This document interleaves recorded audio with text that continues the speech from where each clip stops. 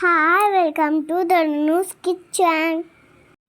இன்னைக்கு ரெசிபி பார்க்க போகிறோம்னா தீபாவளி முறுக்கு. இப்படி இட்லி அரிசி நாங்கள் எடுத்துருக்கோம்.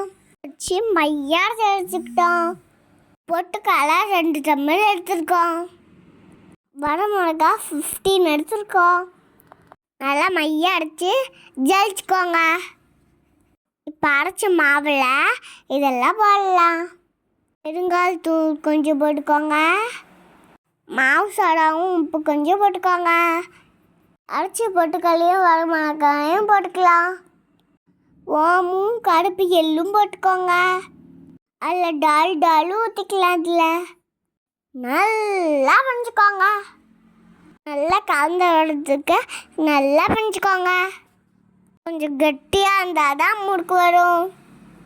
ரொம்பவும் தண்ணி ஊற்றுனீங்கன்னா முறுக்குக்கு எண்ணெய் இழுக்கும். அடி குறைஞ்சி போயிடும். ஆனால் தண்ணி அதிகமாக ஊற்றிடாதீங்க. இந்த ரெசிபியை நீங்கள் வீட்டில் செஞ்சு பார்த்து மறக்காமல் கீழே கமெண்ட் பண்ணுங்க. வாக்கை வச்சுட்டு முறுக்கு எடுத்து சும்மா கடிச்சா அப்படி இருக்கா. வடச்சட்டியில் எண்ணெயை ஊற்றி காய வச்சுக்கலாம்.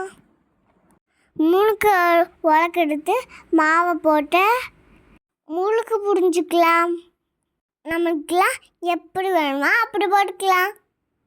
திருப்பி போட்டு நல்லா வேக வச்சு எடுங்க. அவள் தான் டேஸ்டியான முறுக்கு முறுக்கு ரெடி. வாங்க சாப்பிடலாம். டாட்டா பாய்.